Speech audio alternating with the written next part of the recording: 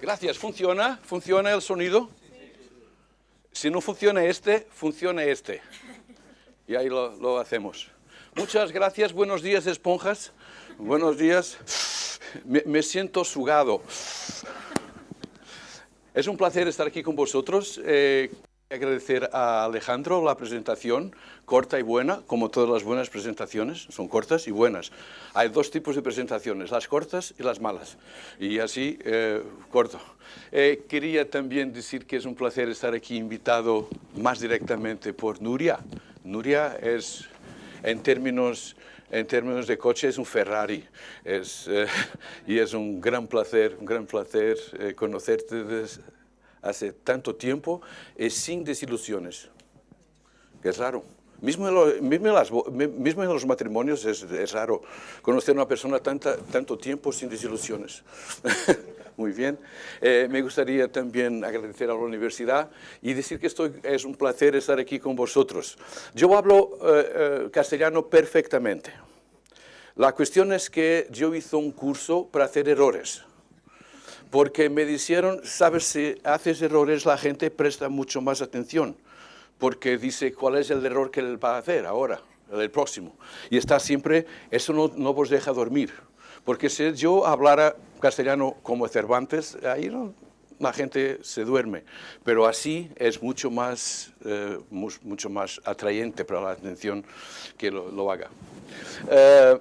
Yo me gustaría hablar con vosotros tal vez alrededor de una hora y después tendríamos tiempo para cuestiones, y para dudas y para comentarios. Hablaros un poco de qué es mi vida. No os voy a contar la historia de mi vida, pero la historia de las causas de mi vida. Y una de las causas de mi vida es sin duda la inclusión. Es algo que lo hago hace demasiados años, demasiado tiempo. Voy a hablar primero de inclusión y después tal vez encontrar como un puente entre la inclusión y el deporte, porque probablemente nosotros no estamos muy familiarizados con la inclusión en el deporte. Desarrollamos esta idea que la inclusión es buena para la educación, para la salud, pero el deporte no, porque el deporte tiene que ver con la competición, ¿sabes? Tenemos que llegar antes que el otro. Y así tenemos esta idea que muchas veces la inclusión es como una broma en relación al deporte. Yo voy a intentar probar el contrario y espero que sea bien sucedido en mi tarea de decir que la inclusión tiene que ver con todas las actividades humanas, tiene que ver con todo lo que es humano. Y así si el deporte es humano, tiene que ser inclusivo. Pero este será lo que os voy a hablar durante algún tiempo. Alejandro, ¿cómo se pasa el próximo slide? No. Hello. Yo lo paso yo mismo. ¿Eso es? ¿No? Aquí. Hay un proverbio chino que dice, si procuras ayuda, procura en el fin de tu brazo. Gracias. Aquí está. Some people like to climb mountains. I like to build planes in the air. Por favor. I grew up wanting to be on a wing, wanting to be up this high. Sometimes the temperature up at altitude will reach 60 below. It's brisk, it's refreshing. You never know what you're going to come across up here. Canadian geese, mallards. Owls. These people back here, that's why I come to work. That's why I build airplanes in the sky. We're not just building a plane here. We're building a dream. I love this job. I got a lot of thanks up here. When I look over there and I see that little kid, the look in his eyes, that's all the thanks I need. Próximo. Pues tal vez una primera reflexión sea esta, es que cuando se habla de cómo se construye la inclusión, esta es una buena metáfora. Es que por veces decimos, sabes, a mí me gusta mucho la inclusión, pero para todo, porque nosotros no vivimos en una sociedad que sea inclusiva y así vamos a esperar hasta que la sociedad sea inclusiva.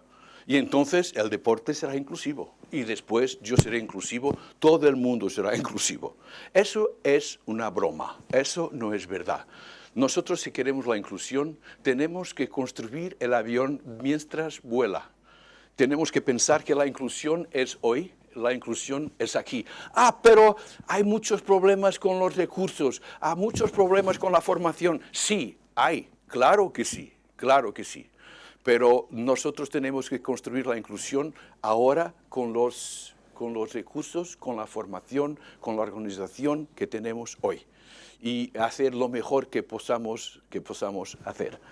Esto está el avión. ¿Conocéis esta ciudad? Es Barcelona, ¿no? No, es Madrid. Ahí está el rey. Estaba, ahora no habita aquí. Y aquí construyendo el avión durante el vuelo. Me gustaría hablaros primero de dónde vengo. Vengo de Portugal. Aquí aparece cuando está la previsión meteorológica, aparece Portugal en España, ahí, los chiquititos ahí. Deciros que Portugal es 6 veces más pequeño que España. 6 veces más pequeño, 90.000 kilómetros cuadrados, y tenemos 10 millones de habitantes. Ahora menos, porque nuestra población está bajando. Perdimos casi 40.000 el último año, pues estamos bajando. No sé si nos gusta menos hacer amor, no sé qué pasa con nosotros, no sé, pero algo pasa, porque estamos perdiendo población, pero tenemos todavía alrededor de 10 millones próximo. Pero lo más importante no es hablar solo de Portugal, pero hablar de la educación en Portugal. En 1974, podéis preguntar a vuestros abuelos, hubo una revolución en Portugal en 1974 que se llamó la Revolución de los Claveles, una revolución hecha por los militares contra la guerra colonial que teníamos en Angola, en Mozambique, en Guinea, y hubo esa revolución. Y cuando esa revolución se pasó en 1974, nosotros teníamos en Portugal 30% de analfabetos, que era un número absolutamente terrífico y mucho de la herencia de nuestro Franco, de Salazar, nuestro Franco de servicio, que era Salazar. Y eso nos llevó a una situación de un enorme subdesarrollo en términos educacionales. Es solo para mostraros la diferencia que hay hoy en 2019. Nosotros tenemos en Portugal 12 años de escolaridad obligatoria para todos los alumnos. 12 años de escolaridad obligatoria. Toda la escuela pública funciona en tiempo integral. Y esto es muy importante.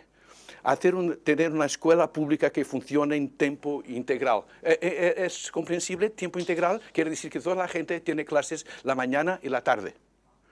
Y eso quiere decir que es muy importante para nosotros, porque cuando pensamos en cuál es el apoyo que los alumnos necesitan, cuando pensamos cuáles son los modelos de inclusión que queremos desarrollar, pensamos que solo en una escuela que funcione a tiempo completo puede ser posible. Porque por veces en Portugal, en situaciones más difíciles, tuvimos en el pasado escuelas que tenían 3 grupos de estudiantes. Uno que venía muy temprano por la mañana, otro en el medio del día, otro en el fin del día. Eso es una escuela que no tiene seguridad, que no tiene posibilidad de hacer una inclusión, porque mismo los alumnos no están incluidos en la escuela, pasan por la escuela. Se dicen que es como en los submarinos. Se dice que en los submarinos no hay una cama para cada marinero. Al contrario, hay una cama para 3. Y así la gente dice que duerme siempre en una cama caliente. Que es decir, uno se levanta y el otro se va. Y así esas escuelas eran como escuelas de cama caliente. Y nosotros tenemos, con un gran esfuerzo, tenemos una escuela pública que funciona a tiempo integral para todos los alumnos de la escuela pública. Y tenemos también nosotros somos el único país de la OCDE que ha progresado consistentemente en resultados del PISA y del TIMSS. Desde el año 2000, Portugal empezó casi 70 puntos abajo de la media de la OCDE en resultados escolares. Hoy estamos por encima de 60 puntos de la media de la OCDE. Y nosotros fuimos el único país de la OCDE que progresó consistentemente, siempre. No hubo bajas consistentemente hasta hoy, en términos de resultados académicos. resultados académicos, que son, cuando hablo del PISA, tú sabéis lo que es PISA, es un test internacional de OCDE, y TIMSS, que es un resultado también sobre los chicos más jóvenes que 15 años. Esto es fruto seguramente de 40 años de un investimiento constante en educación. No sé, ¿se dice investimiento? No, no dice. Inversión. Estaban atentos. ¿Veis lo que quería decir? La gente, cuando dice investimiento, yo he visto vuestros neurones a saltar. Y ahora, una inversión constante de más de 40 años en educación. Quiere decir que nosotros tuvimos gobiernos más de derechas, más de izquierdas, más de centro, más de arriba y más de abajo, pero esto es un investimiento permanente en educación. Portugal es el 6º país de la OCDE que hace una inversión más grande en educación. Y así tenemos solo un dato. En 2018, 52% de los niños nacidos en 2000 estaban en la universidad. ¿Qué cambio? De 74 con 30% de analfabetos y ahora, en 2018, 52% de los niños, no, de los jóvenes, de los hombres y las mujeres que nacieron en el año 2000 están en la universidad. Y eso es un poco... Pero no me gustaría solo decir, porque parece que estoy aquí haciendo propaganda de mi país, no es eso. Nosotros tenemos problemas enormes, cotidianos y que no sabemos muchas veces cómo resolverlos. Por ejemplo, nosotros tenemos como aspectos menos positivos altos índices de retención. Solo para deciros, los alumnos portugueses que están en el 9º año de escolaridad, al menos 25% perdieron un año, fueron retenidos un año. Y eso para nosotros es incomprensible, cómo nosotros no somos capaces, con todo este aparato, de garantir el éxito de nuestros alumnos. 25% en 9 años de escolaridad pierde al menos un año. Otra cuestión es la necesidad de más recursos, y eso para nosotros es muy obvio. Esto fue una evolución muy rápida, pero esto tiene costos, esto se paga. Y se paga cuando se va muy deprisa, se paga porque los recursos que tenemos deberían ser más. Y así nuestros números son buenos, pero la sustentabilidad, no se dice sustentabilidad también, ¿no? Se dice. ¡Oh, gracias a Dios! La sustentabilidad de nuestra educación no es tan buena como nuestros resultados, porque tenemos todavía mucho que hacer sobre esto. Ahora me gustaría hablaros de la educación inclusiva en Portugal. ¿Qué pasa con la educación inclusiva? Es que nosotros tenemos 97% de alumnos con discapacidad están en los centros educativos regulares. Esto es un número mundial. Es un número de clase mundial. No hay, tal vez, con excepción de Italia y de algunas regiones del Reino Unido, países que tengan este porcentaje. 97% de todos los alumnos con discapacidad son educados en escuelas públicas regulares. Y estas muchas veces nos preguntan, ¿pero qué hicieron vosotros a las escuelas especiales? ¿Las mataron, las extinguieron como los dinosaurios? ¿Qué hicieron a las escuelas regulares? Nos las convertimos en centros de recursos para la inclusión.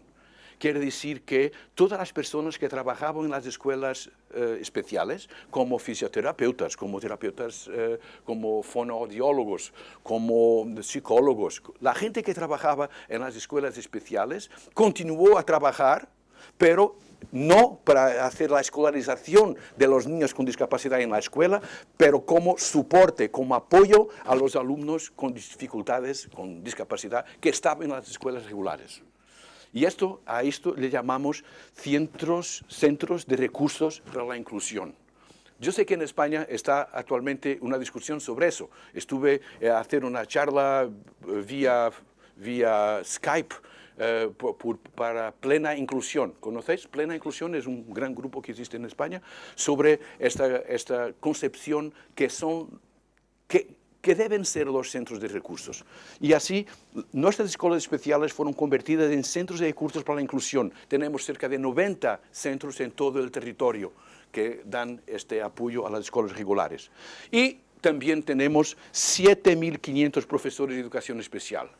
Quiere decir que estoy muy orgulloso que nosotros no gastamos este dinero a comprar un submarino, pero lo gastamos a contratar 7.500 profesores de educación especial que están en nuestras escuelas. Quiero acordaros que Portugal es uno de los países más pobres de la Comunidad Europea.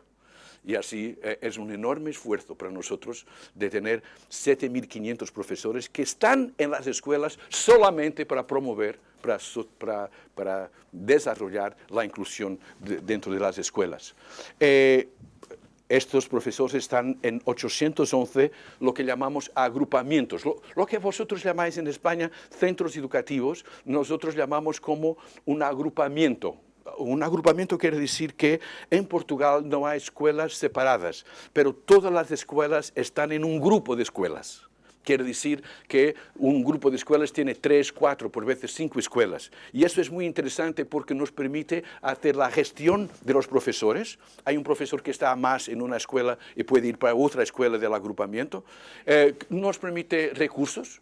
Arreglar los recursos y así todas nuestras escuelas se llaman de verdad agrupamientos. ¿Funciona en castellano agrupamiento? No. Sí. Eso no funciona, lo entendéis. Eso es el secreto de las lenguas latinas. Es que nosotros hablamos raro, pero nos entendemos todos. Eso es lo más importante. ¿Qué tenemos ahora como legislación en Portugal sobre la educación inclusiva? Tenemos una legislación que dice que la escuela, todo el centro es responsable por la educación de todos los alumnos. Y esto permitir deciros que es como una pequeña revolución, porque antes tuvimos casi 200 años a pensar que hay dos tipos de escuelas. Hay una escuela para los normales y hay una escuela para los especiales. Una escuela para los normales y otra para los discapacitados. Y siempre pensamos así. Mismo cuando hicimos la inclusión en las escuelas regulares, decimos, hay alumnos que están en la sala regular y otros que están en otro lugar. ¿Qué otro lugar? No se sabe bien. Están allí. Yo me fui una vez allí. Sí, es una cosa. Es como visitar el infierno. Están allí. Nosotros terminamos con esta idea. Y decimos, toda la escuela es responsable por la educación de todos los alumnos. Quiere decir que el profesor de español es tan responsable por la educación de un niño con trisomía 21 como el profesor de educación especial. Que el profesor de educación física es tan responsable por la educación de un niño con parálisis cerebral como otro profesor cualquiera. ¿Okay? Y eso quiere decir, todo el centro es responsable por la educación de todos los alumnos. Y para eso nosotros tenemos 3 tipos de medidas. Tenemos medidas universales, medidas selectivas y adicionales. ¿Qué quiere decir esto? Quiere decir que, antes de más, cuando un alumno tiene dificultades, vamos a imaginar dificultades en educación física. La primera cuestión que yo me planteo no es ¿dónde hay un terapeuta? ¿Dónde hay un psicólogo? ¿Dónde hay un fisioterapeuta? ¿Dónde hay alguien que me puede ayudar? La primera cuestión del profesor de educación física es ¿qué puedo yo hacer en este caso? ¿Qué puedo yo hacer? Se puede ser juez, puede hacer esto, aquello. No, más. ¿Qué puedo yo hacer? Y esto se llama medidas universales, que es ¿cuál es la posibilidad que yo tengo de ir a buscar todas las posibilidades, todo lo que he aprendido, todo lo que la escuela sabe sobre deficiencia, sobre discapacidad para trabajar con el niño? Esas son las medidas universales.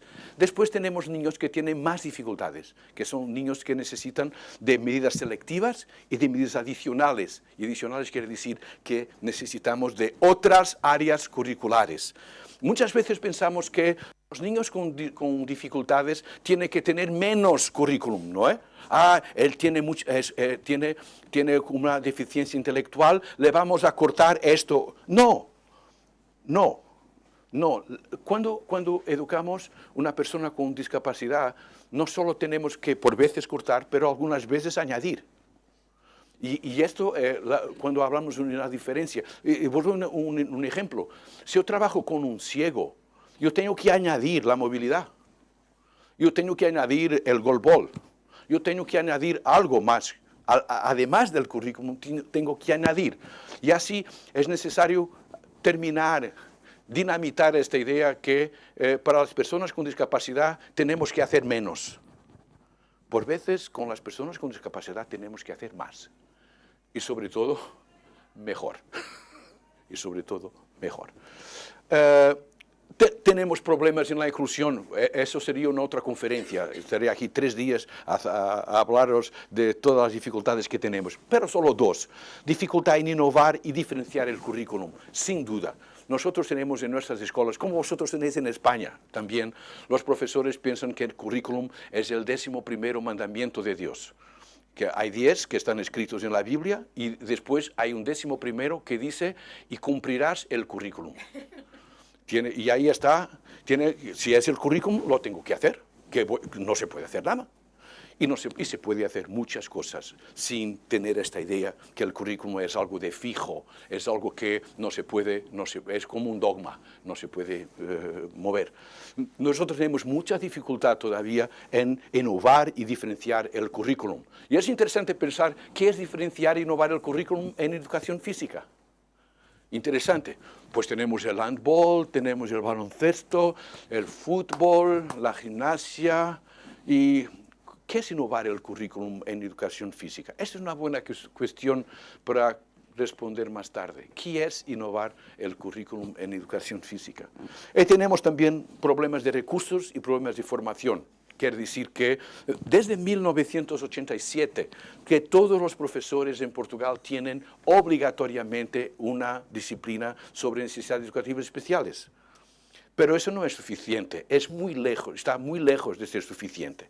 Y así necesitamos desarrollar más esta idea de cómo la diversidad debe entrar en nuestro currículum. Y les doy un ejemplo. ¿Cómo es posible hablar de psicología de aprendizaje, por ejemplo, sin hablar en la gente que tiene dificultades de aprendizaje? Sobre los disléxicos, los dispráxicos, sobre los disortográficos. ¿Es posible hablar de psicología de aprendizaje sin hablar de dificultades de aprendizaje? No, no es. ¿Es posible hablar de desarrollo humano sin hablar de deficiencia? No, no es. ¿Es posible hablar de currículum sin hablar cómo el currículum se debe cambiar para que se pueda articular con las necesidades de cada persona? No, no es. Y así no es suficiente para nosotros, en nuestra idea, esta experiencia que tenemos desde 1987 es una buena idea, pero ahora no funciona más. Tenemos que pensar que una formación inclusiva tiene que ser una formación en todas las disciplinas de nuestro currículum. En todas las disciplinas de vuestro currículum, señores alumnos esponjas. Tenemos que tener esta idea que todas las disciplinas tienen que hacer una referencia a la deficiencia. Y si no hacen, les falta algo. Les falta algo. Si yo hablo en handball y no hablo de handball cuáles son las adaptaciones que tengo en el handball para personas con discapacidad. Balonmano, perdón. ¿No estaban atentos? ¿Se dice handball también? Ok, balonmano, handball. ¿Y se dice basketball también? No solo baloncesto. Es que nosotros en Portugal no hacemos la traducción, decimos siempre handball, basketball, voleibol se dice aquí también. Lo que quiero decir es necesario tener mejor formación y tal vez, quizás, una mejor formación quiera decir nosotros necesitamos que todas nuestras asignaturas hablen de cuestiones relacionadas con discapacidad, de cuestiones relacionadas con la diferencia, con la diversidad de todas las personas. Porque si no, estamos haciendo una formación para ese inexistente. Nunca encontré uno en mi vida y tuve muchos alumnos. Un alumno medio, aquel alumno medio. Nunca lo encontré. Nunca estuve siempre en falta de mis asignaturas. Nunca vino a las clases. Mi alumno medio. Yo pregunto, ¿dónde está mi alumno medio? Nadie contesta. Y así tenemos que mejorar nuestra formación, tenemos que mejorar ciertamente nuestros recursos. ¿Cuál es el concepto que tenemos hoy sobre la educación inclusiva? ¿Qué es la educación inclusiva? Esta es la pregunta de $1.000.000. ¿Qué es la educación inclusiva? Antes de más, la educación inclusiva es un proceso. Quiere decir que todos nosotros estamos intentando hacer que nuestras escuelas, que nuestras clases sean más inclusivas. Pero es un proceso. Por veces la gente dice, sí, si vosotros tenéis 97% de alumnos en las escuelas regulares, me voy a Portugal para ver la inclusión. No, vaya a Portugal para comer el bacalao y el vino y así, pero para ver la inclusión no, porque nosotros no tenemos inclusión, nosotros tenemos ganas de inclusión. Nosotros estamos en el proceso de convertir nuestras escuelas en escuelas más inclusivas, pero no tenemos escuelas inclusivas. Cuando decimos, yo ya soy inclusivo, es como sería para un cristiano decir, yo no necesito más ir a la misa porque yo soy santo ya. No tengo que ir. Y la cuestión de la inclusión es esa, es que nosotros tenemos que continuar a combater, a luchar por la inclusión porque no la tenemos. Antes de más es un proceso. Segundo, la inclusión tiene que ver con la identificación e eliminación de barreras al aprendizaje. Identificación y eliminación de barreras. Barreras. No estaban atentos de nuevo. ¿Está bien ahora? Barreras al aprendizaje. Este concepto de barreras al aprendizaje es muy interesante. En Portugal hago cursos con profesores de 10, 15 horas solo sobre barreras al aprendizaje, que es muy interesante. Cuando se pregunta a vosotros, ¿cuáles son las barreras al aprendizaje que vosotros tenéis en la educación física? Imagínate, yo soy profesor de educación física en un centro educativo y recibo mis alumnos y alumnos que yo tengo que tienen muchas dificultades. Y yo pregunto, ¿por qué? 95% de la gente me va a decir, ¿sabes? Es que ellos no tienen un pasado deportivo. Es que tienen un vocabulario motor muy pobre. Es que las familias son muy... Encontramos miles de razones, pero todas estas razones no son de dentro de la escuela, son de fuera de la escuela. Nosotros decimos que los grandes problemas son de fuera de la escuela. Y esos problemas existen, pero lo que nosotros tenemos que tener atención es lo que hacemos nosotros dentro de la escuela para identificar y eliminar las barreras que los estudiantes tienen. ¿Qué es posible hacer en la escuela para que esas barreras no se tornen determinantes, no se tornen como una condenación para los alumnos? ¿Qué se puede hacer dentro de la escuela? ¿Qué voy a hacer con alumnos que no hacen ni idea de otra cosa que no sea fútbol? ¿Qué voy a hacer en las clases con alumnos que no tienen ni idea que es necesario tener un equipamiento para hacer gimnasia? Que nunca entraron en el agua. ¿Qué voy a hacer con esos alumnos? Muchas veces digo, ¿ves los problemas que tienen?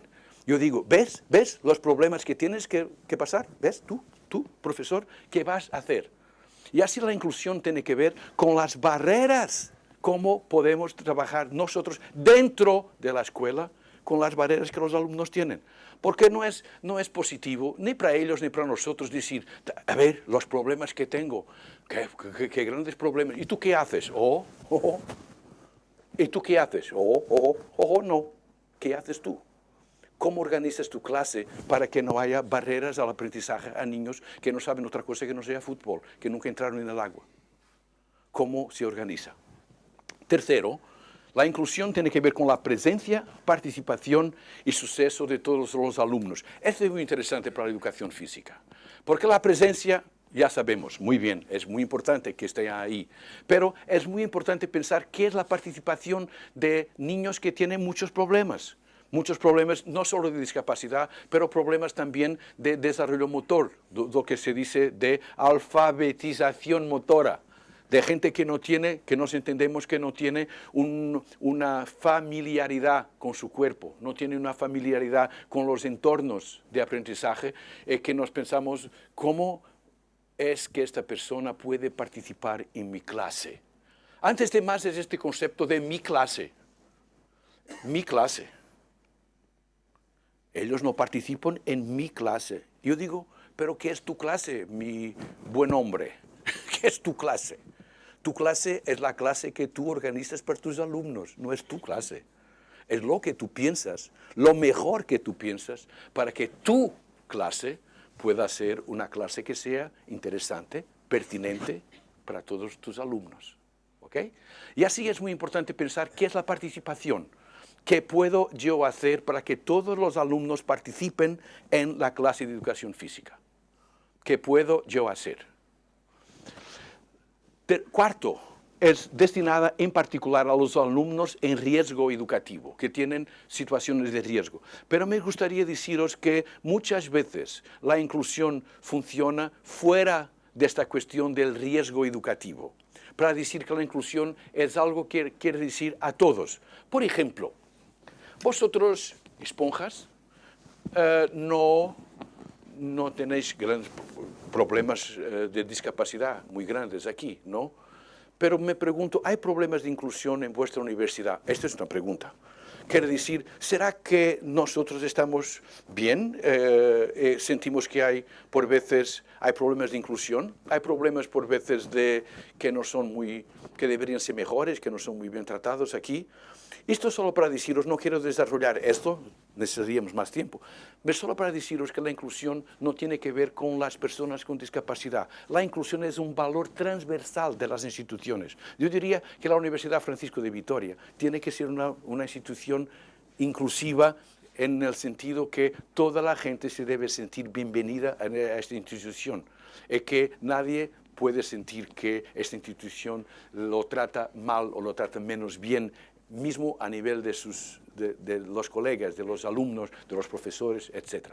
Y solo para decir que el concepto de educación inclusiva no es solo para los alumnos en riesgo educativo, es un valor transversal de la escuela. Y les doy un ejemplo. Hay un problema de género, ¿no?, en nuestras sociedades. Hace 4 meses atrás hubo un gran congreso en Portugal sobre mujeres. Nosotros llegamos a la conclusión, o una investigación, que las mujeres en Portugal ganan menos 12% en los mismos puestos de trabajo que los hombres. Esto es un problema de género, ¿no? Es un problema de género. Yo no diría que en España no hay problemas de género. Habrá, tal vez.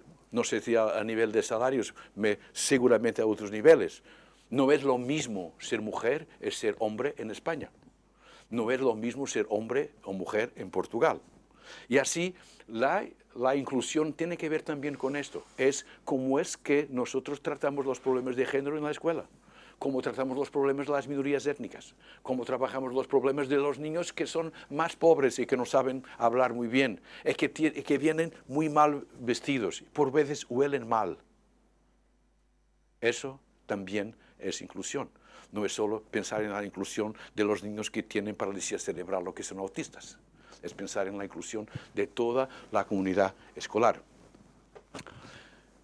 Me gustaría también deciros lo que no es la inclusión. Por veces la inclusión tiene cosas tan parecidas a la inclusión que parece inclusión, pero no es. Es muy parecido. Es como hace años había unas tabletas de chocolate que decían sucedáneo de chocolate, que no era chocolate, era parecido, era muy parecido con el chocolate, pero no era chocolate. Y hay cosas que son muy parecidas con la inclusión, pero no son inclusión. Una es mezclar alumnos.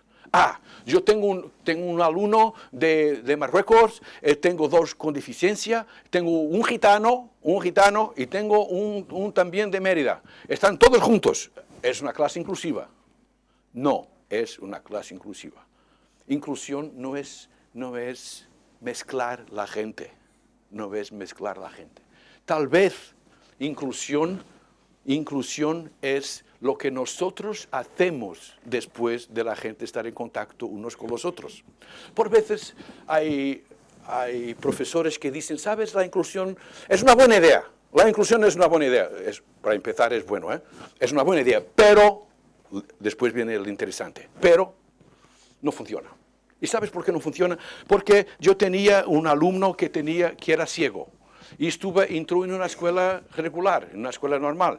Y entonces los compañeros le llamaban el 4 ojos, le llamaban algo. Y el niño comenzó a ficar triste, comenzó a no ir a la escuela y tuve que abandonar la escuela. ¿Ves cómo la inclusión no funciona? Yo digo, no es la inclusión que no funciona. Tú no funcionaste cuando era necesario que funcionaras. Porque cuando eso pasó, ¿tú hiciste qué? Yo miré, estuve atento, no llegué a estar atento. ¿Qué hiciste para que toda esta cuestión de segregación no se pasara, no creciera de una manera que el niño tuvo que abandonar la escuela? Y así la inclusión no es mezclar alumnos, la inclusión es lo que se hace para que del contacto no se origine la desigualdad, ¿ok? Del contacto entre las personas. No es solamente admitir alumnos no habituales en la escuela, la inclusión no es solo eso, ya hablamos de eso. No es crear estructuras especiales. Muchas veces, cuando tenemos alumnos con dificultades, decimos, esto tiene que ser para alguien especializado. Hay profesores que hablan para un profesor de educación especial y dicen, yo tengo un alumno para ti. Tengo un alumno para ti. Él no es mío. Yo tengo un alumno para ti. Y la inclusión tiene mucho que ver no con la creación, no de estructuras especiales, pero sí de estructuras que son adaptables y adecuadas. Vamos a hablar hace poco, de aquí a poco, vamos a hablar de la adaptación. Pero mirad, hay una gran diferencia entre una cosa que es especial y una cosa que es adaptada. Porque el especial es solo para aquella persona. Si yo tengo unos zapatos especiales, estos zapatos son solo para mí. Solo puedo, porque son especiales para mí. Tiene escrito arriba David Rodríguez zapatos. Pero si yo tengo algo que sea adaptado, es diferente. Es un zapato que puede ser adaptable a mi pie.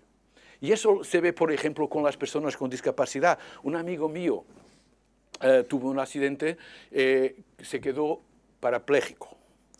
Y él quería tener su coche.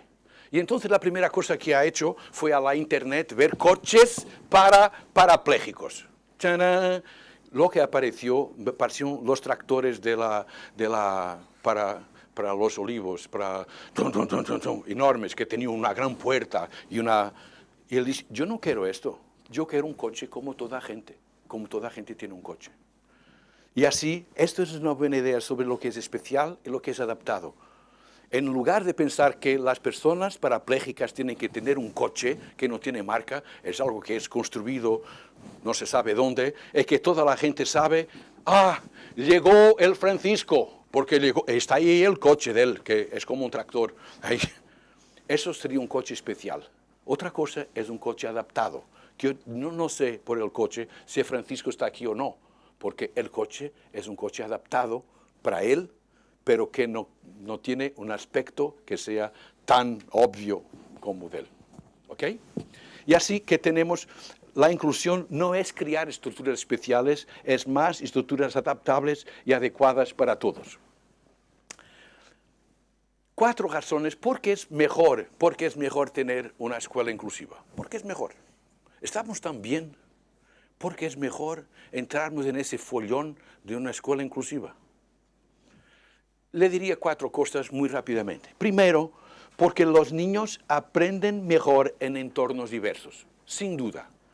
Nadie de vosotros que tenéis un sobrino o un hijo o un vecino, un niño, decéis, en este final de semana, para estimular al niño, le voy a poner en el sótano cerrado y sin luz.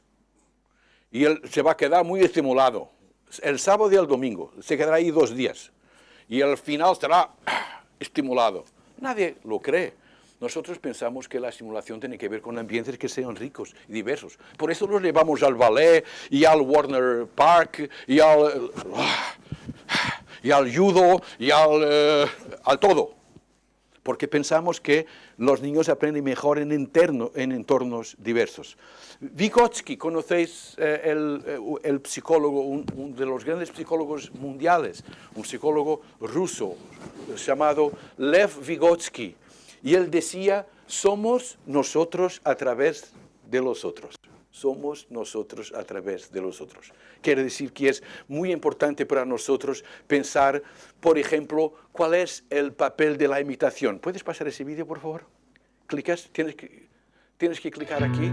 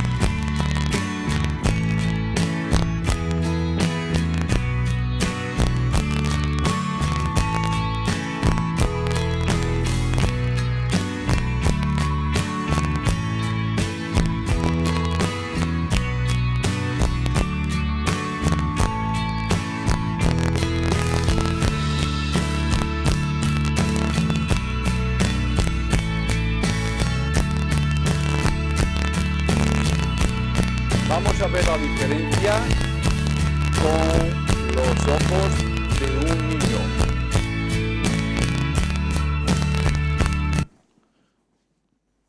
Eso daría para hablar mucho tiempo, pero la cuestión interesante aquí, ¿puedes volver al 1, por favor? Porque los niños aprenden mejor en entornos diversos. Debemos usar la posibilidad de imitación como factor de desarrollo y construcción de identidad. Y eso es importante no solo para los niños con deficiencia, pero para todos los niños. Nosotros, tal vez, quizás, la imitación siga siendo la forma más importante que tenemos para cambiar nuestros comportamientos. Cuando nos vestimos por la mañana, nos vestimos para parecer algo, ¿no? Para imitar algo. Hoy me voy de Usain Bolt. Hoy me voy de... ¿De qué? La imitación. Y la imitación no es solo lo que se quiere hacer, es también lo que no se quiere hacer. Y así es muy importante cuando miramos este vídeo y vemos la posibilidad infinita, sin censura, que tiene un niño para imitar a los otros. Y esto es un elemento fortísimo, un argumento fortísimo para la inclusión, porque todos nosotros aprendemos a ver funcionar los otros. Y por eso es tan importante yo vivir en un entorno que sea rico, que sea un entorno estimulante, y que me encoraje, que me ayude a desarrollar esta perspectiva inclusiva. El 2 es que las escuelas inclusivas es posible disfrutar de entornos más ricos y diversos, sin duda. En escuelas donde tenga todos los tipos de niños, es posible que yo tenga entornos más ricos y diversos. Todos vosotros escucharon ya hablar de neuroplasticidad. ¿Neuroplasticidad? ¿Quién? Uno. Hay solamente una persona que estudió. Tres. Neuroplasticidad, gracias. Señores profesores, neuroplasticidad, la próxima ola, por favor. ¿Qué es la neuroplasticidad en 2 palabras? Prechtel ha desarrollado la neuroplasticidad, escribió en 1980 un libro llamado Maturation and Development, un libro sobre la neuroplasticidad. Y lo que decía Prechtel era muy simple. Decía que nuestro cerebro se organiza en función de nuestras experiencias. Simple. Nuestro cerebro es influenciado por nuestras influencias. Por ejemplo, nosotros pensamos por veces que nuestro cerebro está pronto, está cerrado, tenemos hueso alrededor, está cerrado. No, no está. Nuestro cerebro aprende y se desarrolla en función de nuestras experiencias, de las experiencias físicas, de las experiencias sociales, afectivas, cognitivas. Todo esto son experiencias que ayudan a estructurar nuestro cerebro. Y es por eso que es tan importante yo vivir en una escuela inclusiva. También cuando estamos en contacto con personas que aprenden de forma diferente de nosotros, aprendemos más. Cuando estamos en contacto con personas que aprenden de forma diferente de nosotros, aprendemos más. Conocéis esta pirámide de William Grassner, de un psiquiatra americano, que desarrolló cuál sería la metodología que sería mejor para que yo pudiera aprender mejor. Y entonces, por ejemplo, 50% de vosotros probablemente se van a acordar de algo de lo que yo he dicho hoy, porque están a escucharme y a verme, a oír. Esto es de propósito para que aprendáis un poco de portugués. Para 50%, reteneréis 50% cuando vemos y cuando oímos y cuando escuchamos. La voy a decir en portugués que es más bonito. 50% cuando vemos y oímos. Bonito, ¿no es? ¿Sí o no? Ah. Pero la cuestión es ¿dónde hay el 95%? Cuando enseñamos a los otros. Cuando enseñamos a los otros. Por veces en la educación física decimos, pues eso sería una buena idea, tener los alumnos unos a enseñar a los otros, sería una buena idea, pero los alumnos que están a enseñar a los otros no están aprendiendo nada. Eso es un error terrible. Nosotros aprendemos más cuando enseñamos a los otros. Quiere decir, cuando yo estoy a decir a un alumno cómo se hace un lanzamiento de baloncesto, le digo, tienes que tener las manos y cómo esto, cuando yo estoy enseñando, yo estoy aprendiendo. Yo estoy aprendiendo cuando estoy enseñando. ¿Por qué? Porque un buen profesor no mira la enseñanza como si fuera algo plano. Es algo que tú dices, atención, tienes que tener atención a esto. Esto es como si fuera, y nos estamos siempre haciendo como si fuera circuitos alternativos, circuitos de ayuda cuando estamos enseñando. Y por eso es tan importante para nosotros cuando estamos enseñando. Aprendemos mejor cuando enseñamos a los otros. Y también toda la cuestión relacionada con emociones y sentimientos que se puede desarrollar en la educación inclusiva. Próximo, por favor. Y ahora, ¿cómo transformar estructuras que no han sido creadas para servir a todos, ni fueron creadas como estructuras inclusivas? Es el caso del deporte. El deporte no fue creado como una estructura inclusiva, en espacios que se adecúen a todos y con todos. Vuestro ciclo se llama Deporte para el Cambio. Deporte para el cambio. La primera cuestión, ¿para qué cambio? Es una buena cuestión. ¿Para qué cambio? Yo me acuerdo que un día en Londres, yo miré en una pared y estaba escrito, Dios es la respuesta. Yo decía, pero ¿cuál es la pregunta? Dios no puede ser la respuesta. Dios es la respuesta. Muy bien. Pero ¿cuál es la pregunta? Y si yo digo deporte para el cambio, yo pregunto, ¿para qué cambio? ¿Para qué cambio? ¿En qué sentido? ¿Para qué valores queremos que algo cambie? ¿Va a cambiar para hacer o qué? Y es eso que os voy a hablar en los próximos 15 minutos.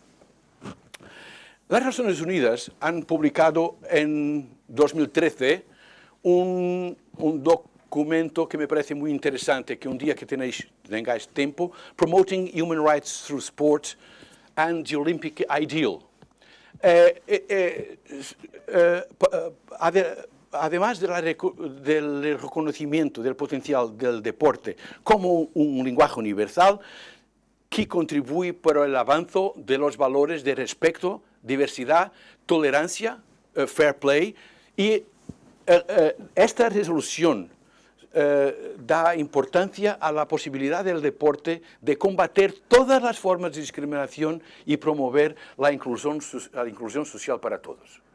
Esto dice esta declaración de las Naciones Unidas, diciendo que el deporte tiene que ser una organización humana que combata todas las formas de discriminación y que pueda promover la inclusión social de todos.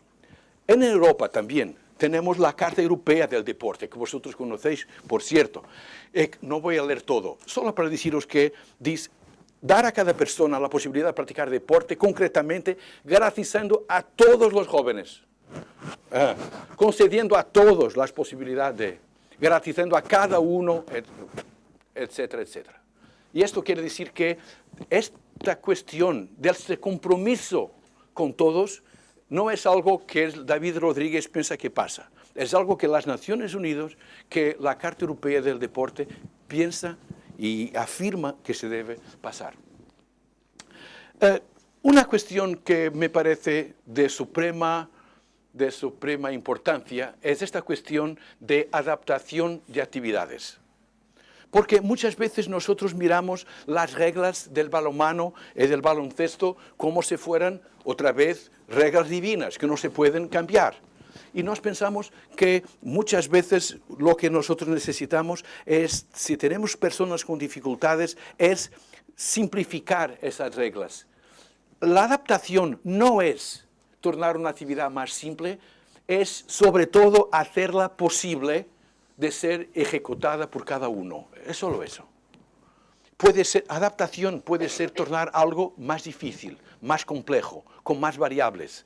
Les doy un ejemplo.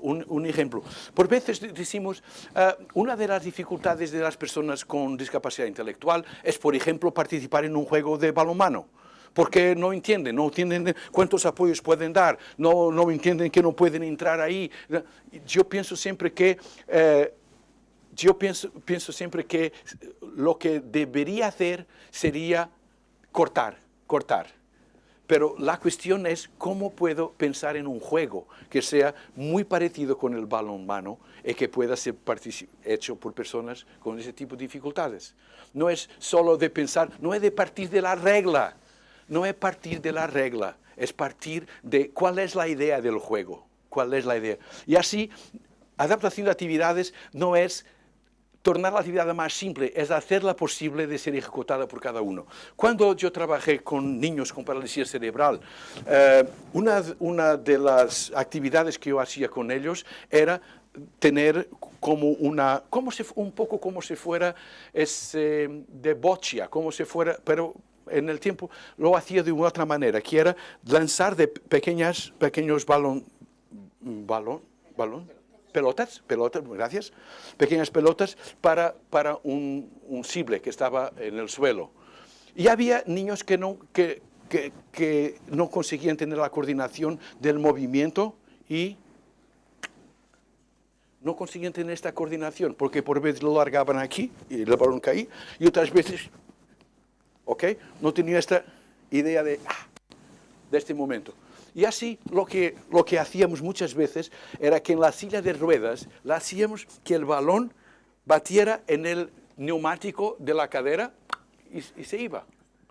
La idea no es tornar la actividad más simple, es simplemente de hacerla posible de ser ejecutada. Una cuestión que es muy importante es conocer cuáles pueden ser las variables que pueden variar. Esto es una broma. ¿Cuáles son las variables que pueden variar para la adaptación? Y les digo, y pienso que Nuria conoce esto, era un trabajo práctico que yo hacía muchas veces con los estudiantes que me enseñaban cosas, era que nosotros hacíamos como si fuera una adaptación de una tarea, que es lo que puede mudar en la tarea de manera que toda la gente lo pueda hacer. Les doy un ejemplo. Yo tengo un niño con parálisis cerebral, por ejemplo. Con parálisis cerebral, imagínate, con espasticidad. Le digo, ¿sabes cuál es el problema? Es que él no consigue coger un balón. Yo pregunto, ¿no consigue coger qué balón? ¿Qué balón? Depende. Hay balones que puede coger, ¿no? Si fuera más grande, ¿no? Y la forma, el color del balón. Por ejemplo, hay personas que cogen mejor un balón. Es por eso que los balones de fútbol son contrastantes con el verde del campo, porque es más fácil de verlo. ¿Y ya imaginaron Cristiano Ronaldo a jugar con un balón verde? No se juega con un balón verde porque no se ve. El color, la distancia. Él no puede coger un balón, pero le voy el balón de aquí, pero si es de aquí, él puede cogerlo o no, la distancia, la trayectoria, el tipo de lanzamiento, tantas cosas que pueden adaptar. Fixaros en esto. Conocer cuáles son las variables que pueden variar. Por ejemplo, para ¿cómo se dice? ¿Puntapear? Soldar. Chutar. De chut. Shot, del inglés. Shot. Ok. ¿Cuáles son las variables que se pueden tener en esta? ¿Qué? Depende del equilibrio, depende del color de la forma del objeto, tantas cosas que se pueden hacer. En la adaptación de actividades físicas tenemos sin duda esta posibilidad de adaptación de reglas, sin duda. Adaptar reglas que pueden cambiar en función de nuestros alumnos. No penséis el handball para mis alumnos, pensáis mis alumnos para el handball. No penséis el baloncesto para mis alumnos, pero mis alumnos para el baloncesto. Esto es la adaptación de reglas. Del entorno, sin duda. ¿Cuál es el entorno donde esto se pasa? Y les digo, por ejemplo, hay personas que dicen los niños con trisomía 21 no entienden lo que pasa en un deporte colectivo. Muchas veces no. Yo le pregunto, ¿pero hay otras cosas para hacer en educación física que no sea un deporte colectivo? Sí, hay. Y se hacen a veces. A veces. Quiere decir que muchas veces nos estamos tan influenciados por los deportes colectivos que pensamos que no se puede hacer otra cosa que no sea eso. Y decimos, ¿saben por qué? Porque es muy difícil que un niño con trisomía 21 se pueda adaptar en un deporte colectivo. Por causa del ritmo de los cambios que tiene un deporte colectivo. En un deporte colectivo tú no puedes dormir, cerrar los ojos ni por un segundo. Tienes que estar siempre a ver dónde pasa, dónde están, qué va a pasar. Y eso no es muy indicado para un niño con dificultades intelectuales. Tenemos que hacer otra cosa probablemente. Porque el deporte colectivo será probablemente el suprasumo, será el cumbre de todo el comportamiento motor, donde necesitas de tener toda la información, toda la habilidad posible en un segundo. Y ahí tienes que entenderlo ahí así. El material y el estilo de enseñanza. 3 cosas para terminar. Tal vez la inclusión de actividad física se pueda pasar en estos 3 vectores. 1, ¿cuáles son los valores que procuramos con la educación inclusiva y el deporte? 2, ¿qué prácticas? 3, ¿qué organización? Tal vez los valores sean de una manera muy sencilla estos 4. Asegurar la igualdad de oportunidades. Y asegurar la igualdad de oportunidades quiere decir que nosotros no podemos dar a todos lo mismo. Eso es muy simple y para nosotros es casi obvio.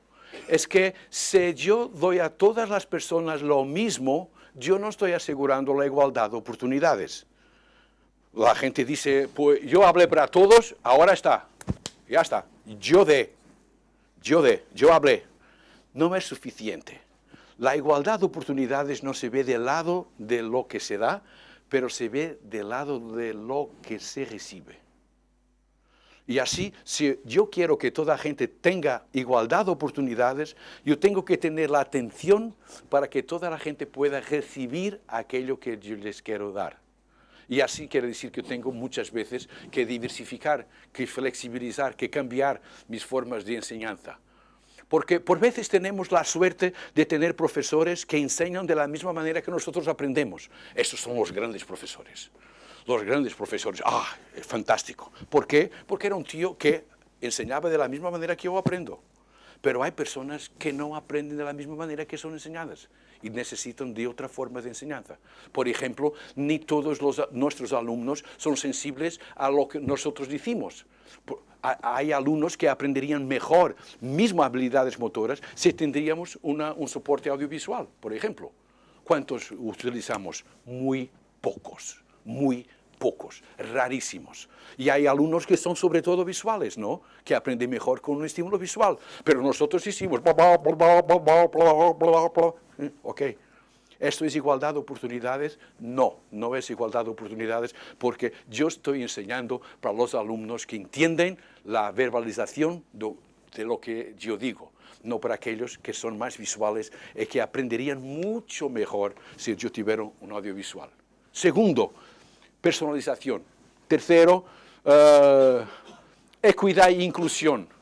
La pedagogía del deporte no puede ser menos inclusiva que la matemática, por ejemplo. ¡Ja! Interesante. Yo tengo un alumno que tiene problemas de matemática. ¿Qué hago? Le doy más clases de matemática. Muy bien. Tengo un alumno que tiene dificultades en educación física. ¿Qué hago? Le digo, no necesitas ir a las clases. Extraño, ¿no? Tú no necesitas venir. Es un caso perdido. Es un caso perdido. Vete a casa, porque yo no tengo nada que hacer contigo. Y vete a casa. Si tuvieras un problema en matemática, eso sí, yo te daría más clases. Pero como es en educación física, vete a casa. Esto no es justo. Esto no es inteligente. Esto no es educación. La importancia de la competición, la superación sería una longa. Les voy a dar solamente un ejemplo de cómo nuestras prácticas no son inclusivas y nosotros no damos siquiera cuenta de eso. 9 de 10 entre vosotros organizaría una aula de salto en altura de la siguiente manera, muy simple. Primero pongo a la altura a 50 centímetros, toda la gente salta, muy bien. Después subo para 60 centímetros. Y hay uno que no salta más. Y ese, ¿qué hace? Se sienta. Después subo para 70 centímetros. Y ahí hay 4 que no saltan. ¿Y qué hacen? Se sientan. Y nosotros llamamos a esto inclusión. No estamos pensando bien, ¿no? Inclusión. Esto es un juego que cuanto más avanza, más exclusión origina. ¿No? Porque cuanto más avanza, más gente está sentada. La gente que está sentada es la gente que necesitaba más de saltar, para aprender, para practicar, ¿no? Y entonces la gente que no sabe, lo sentamos. Porque nosotros en nuestra cabeza están los Juegos Olímpicos, están los Campeonatos de Europa, es lo que pasa en Europa. Saltas una, saltas dos, saltas tres, no puede, te sientas, te vas a casa.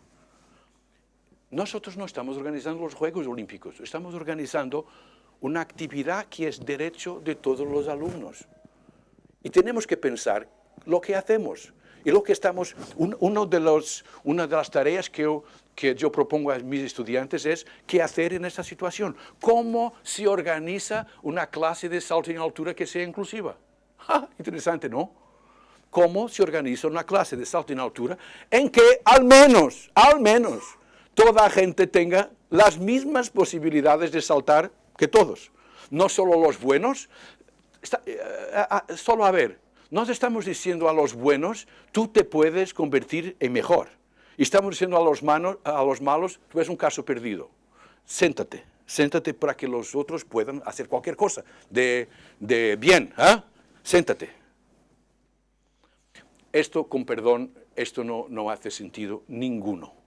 Esto no hace sentido ninguno. Y eso lo hacemos todos los días. Y pensamos, esto es muy inclusivo, todos están en mi clase, estoy en tu clase, ¿a hacer qué? ¿Sentados?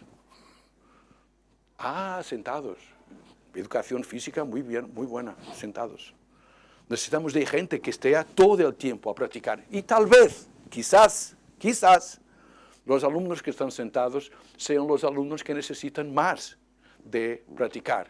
Y es muy simple.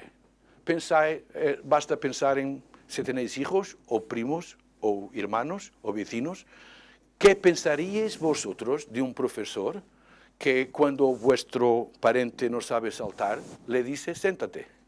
¿Qué pensarían vosotros? Qué malo profesor, ¿no? Yo quiero que este profesor va a enseñar a mi hermano, a mi hijo, que salte, ¿no? Que le diga que se siente. Y por eso es tan importante. El juego de las sillas. ¿Conocéis el juego de las sillas? Mis estagiarios, la gente que hace estágio de educación física, siempre hace el juego de las sillas, que es 6 personas y 5 sillas. ¿Conocéis la música? Y para la música la gente tiene que sentarse. Y como hay solo 5 sillas, hay uno que se queda de fuera. Y es lo mismo. Cuanto más avanza el juego, más gente está de fuera. Esto es inclusión. No, esto es una broma, es una vergüenza. Cuanto más avance el juego, más gente yo tengo fuera del juego. ¡Qué inclusión!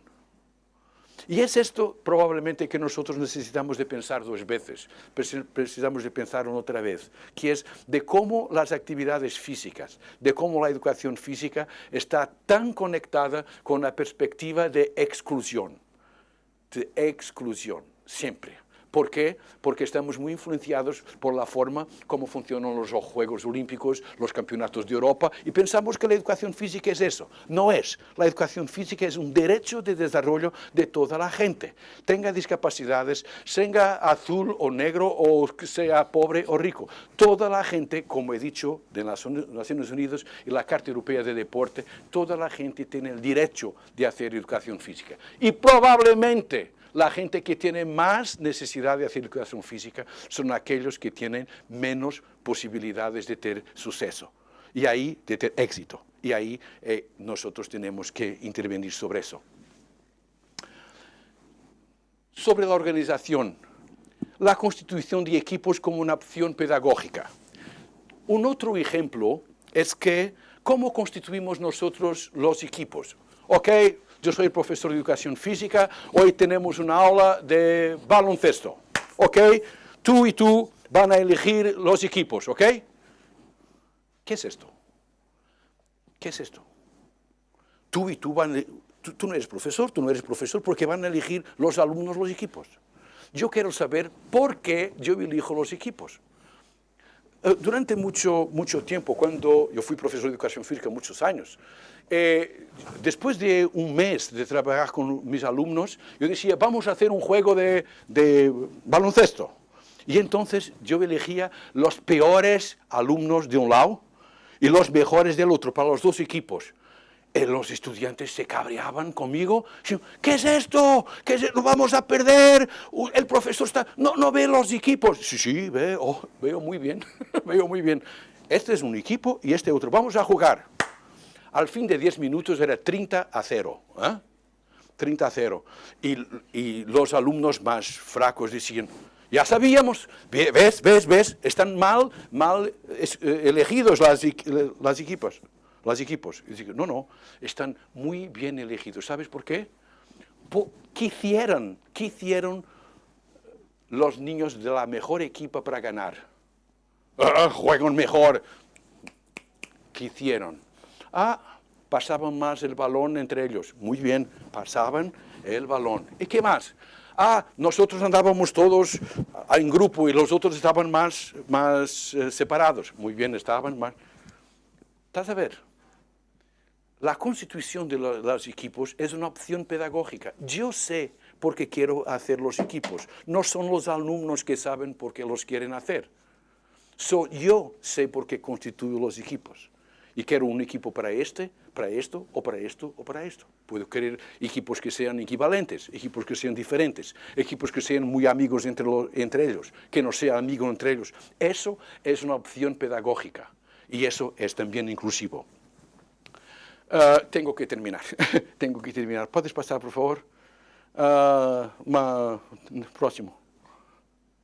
Tal vez, y aquí termino mismo, decir que el problema de la inclusión son los discapacitados es como decir que el problema de los hospitales son las personas enfermas.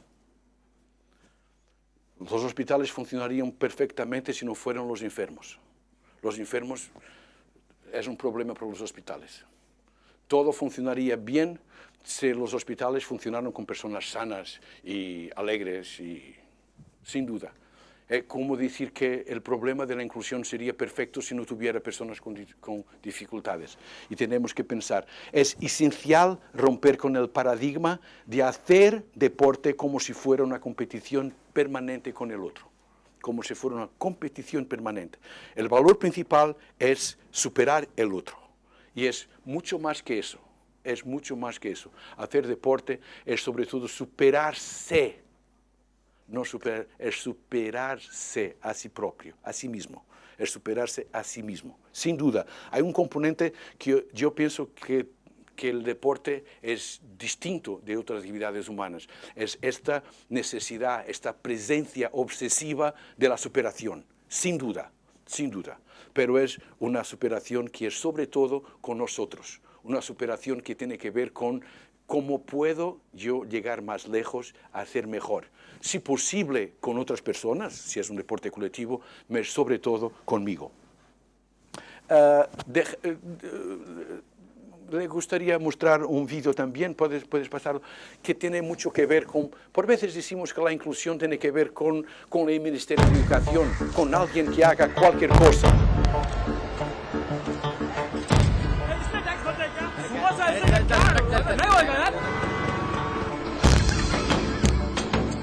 Sir आपके लिए उस पार कार का इंतजाम किया है सर आइए सर चल चल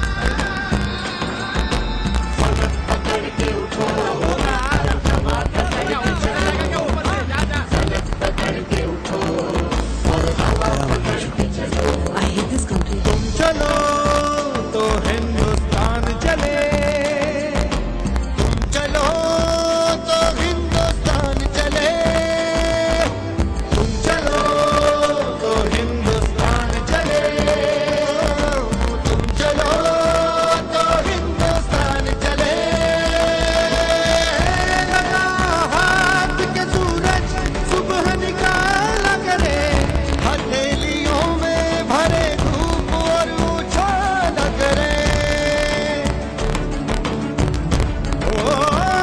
लगा हाथ के सूरज सुबह निकाला करे हथेलियों में भरे धूप और उछाला करे उफक पे पाँव रखो और चलो पकड़ के चलो उफक पे पाँव रखो और चलो पकड़ के चलो फलक पकड़ के उठो और हवा पकड़ के चलो फलक पकड़ के उठो और हवा पकड़ के चलो चलो तो हिंदुस्तान चले तुम चलो तो हिंदुस्तान चले हिंदुस्तान चले Por veces pensamos, alguien va a tomar atención a la inclusión en educación física. Ha de venir alguien del ministerio, alguien de Madrid, alguien de donde sea, para tratar de este asunto. Yo me gustaría dejar con vosotros este mensaje hoy. Es que la esperanza de la inclusión en educación física es con vosotros. Mismo que pensáis que el árbol es demasiado pesado, estáis muy solos, no sabéis es suficiente, pero la esperanza de la educación inclusiva para la educación física está con vosotros. Gracias.